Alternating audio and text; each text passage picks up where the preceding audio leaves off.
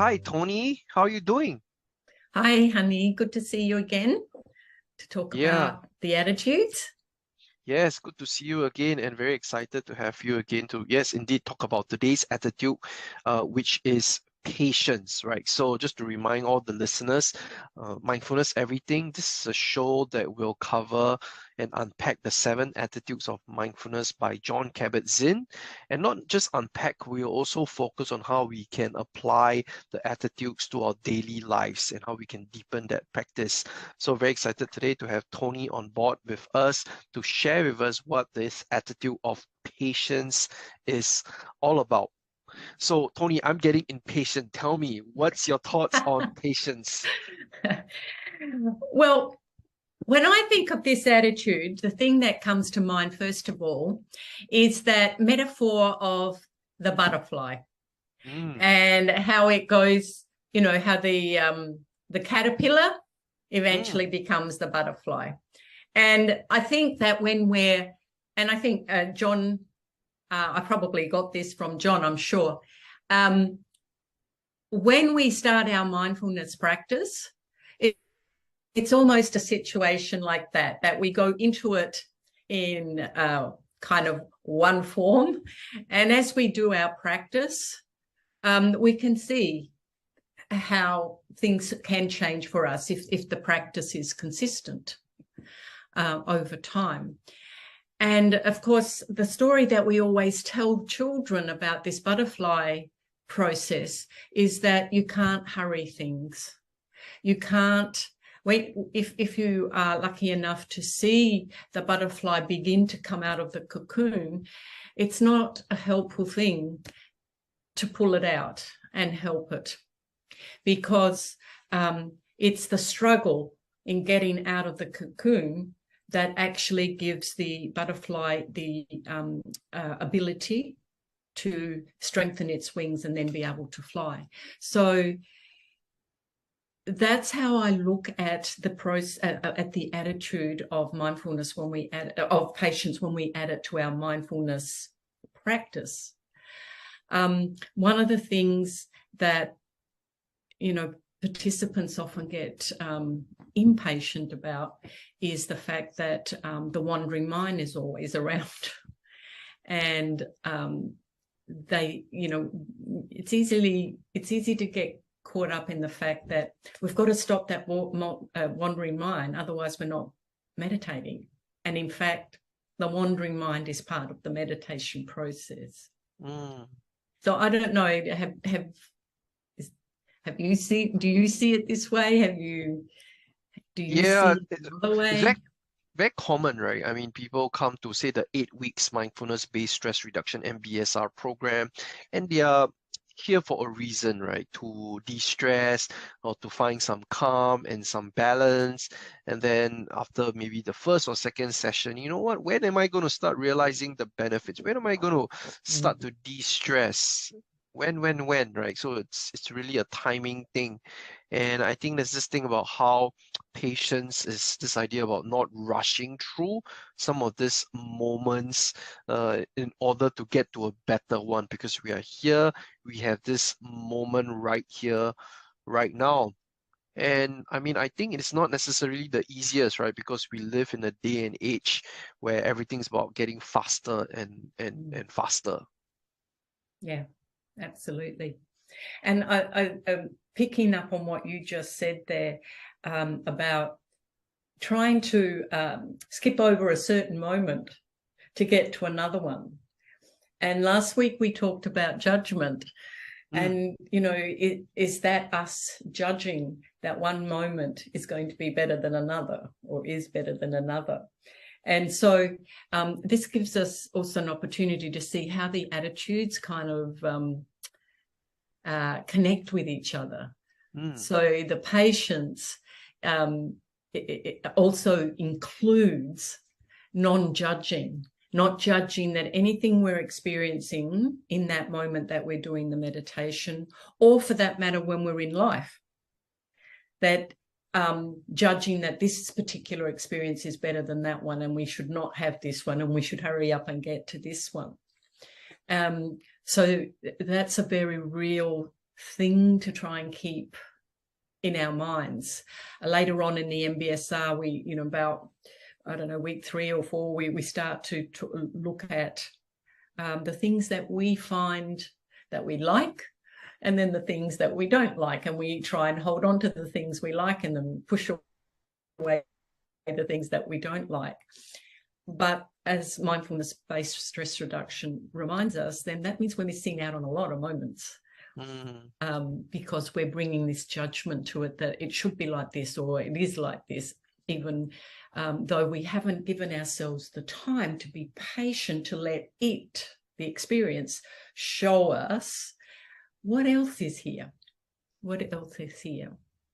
Well, I mean, but Toni, I have to be honest with you. I don't do waiting well.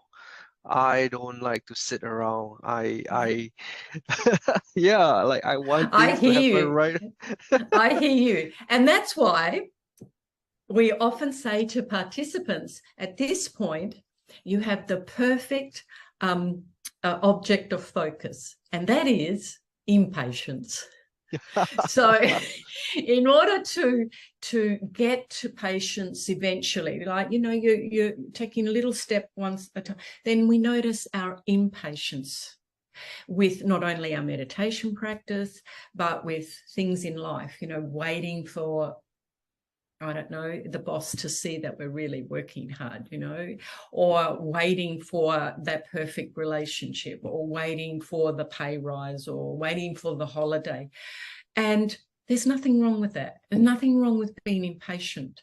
And in mindfulness-based stress reduction, it is the opportunity to notice impatience, notice what it feels like in our body, and then choose to, okay, let's just soften around the edges here. And slowly, impatience gives over a little more to patience. It never changes because there are different things that we get impatient about that we don't want to wait for. But it gets better by the opportunity of, getting to know what does it feel like to actually be impatient. Yeah, I hear you. So impatience is the moment, right? So how do we learn to be completely open? And I have to be honest again, it is not the most comfortable experience, right? No. Especially when, I mean, when our lives maybe are slow and we sort of it's okay, it's comfortable to just wait around, but we are living in this day and age where everything's happening so quickly, and then we have to sort of put on the brakes and start to allow things to unfold, and that can be difficult and even stressful at the same time. Yeah. So any thoughts on how we can make the most of that transition and easing into that practice? Well, this is in mindfulness-based stress reduction, the meditation is done in a particular way, meaning that these attitudes are absolutely foundational. So in learning to be with our impatience, we need to have a lot of loving kindness and compassion for ourselves. And so that means if we're noticing impatience arising around things, we don't beat ourselves up. We are accepting of the fact and can take the opportunity to also see what is here, which is that difficulty of waiting. What's it like to wait for something, especially if it's important? How does it affect me in my life? And not to bring that judgment in again and say, like, you're not doing this properly. Because it's hard, especially the way you're putting it into the context of our everyday living today. And also, especially if we're talking about the workplace, well, our bosses want things like yesterday, right? And that's the kind of climate that we're working in. And so we take that into everything in our life, whether it's work or relationships or whatever. And it's a real thing. So we can't just push through it. We need to be gentle, understanding, and we do what we can. The practice will slowly help us to experience a little more patience. And that's why it's important to give ourselves time, not expect ourselves to. See, this is the thing. Mindfulness-based stress reduction is completely the opposite of anything that anybody else wants of us, right? Our boss wants our stuff last week. Mindfulness meditation tells us to allow things to unfold, to evolve, to show you themselves in completeness, to not assume that you know what's going on all the time, but to just stop, pause, and maybe take a second look. So there's no easy answer. Sorry. Yeah, it's all about the practice, right? And so maybe let's so what can we do to deliberately, intentionally cultivate this quality, this patience as an attitude? Well, I think that you alluded to it in the beginning. It's setting an intention to be with whatever is your experience in the moment, as much as possible, opening up to it. And whether that's you sitting on the cushion to do the meditation, or whether that's you out in, life. So intentionally setting that intention, okay, this is really hard at the moment. I need to be over here, but I'm still over here. But let's open up to what is happening right now. So, for example, if it was, or say you were having a difficulty with your job, with your boss right in that moment, or with a small child right in that moment, then perhaps our automatic reaction would be to, clam up, try to cover our backside, talk nonstop, promise things, But maybe another way to do it is to just kind of pause. And you don't have to, the person in front of you does not need to know that you're doing this, but intentionally, okay, let's just pause. Let me see what I'm feeling here. Let me see what I'm thinking. What are the sensations in my body? And that can all take like a few seconds. But that pause is enough maybe to open up a bigger window to the perspective of what's happening. And I think that is the practice that we take into the mindfulness.